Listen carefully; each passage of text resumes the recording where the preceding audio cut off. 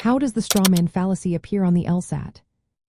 Have you ever heard an argument that just didn't seem to make sense? Maybe it was because someone twisted the original point to make it easier to attack.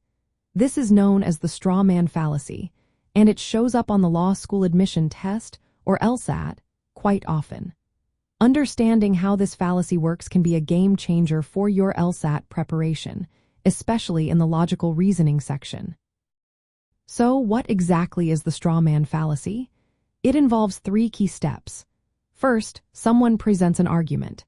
Next, the opponent distorts or exaggerates that argument, making it sound more extreme or simpler than it really is.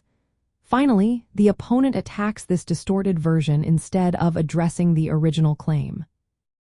On the LSAT, you will typically encounter the strawman fallacy in the logical reasoning section. You might see a dialogue between 2 speakers.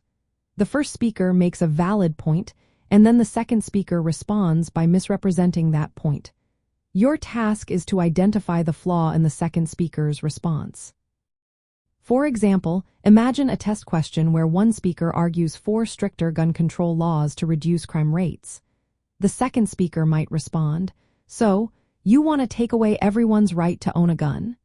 This response misrepresents the original argument.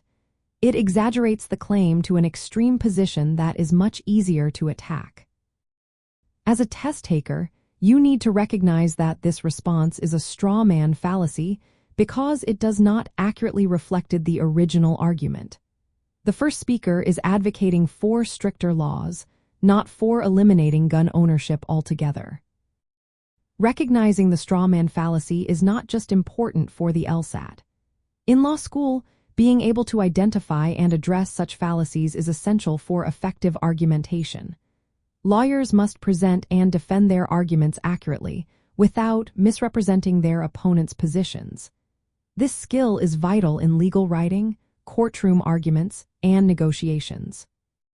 By practicing with LSAT questions that feature the strawman fallacy, you can sharpen your critical thinking skills. This will help you not only on the test but also in your future legal career. So, as you prepare for the LSAT, keep an eye out for those misrepresented arguments. They are more common than you might think, and spotting them can give you a significant advantage.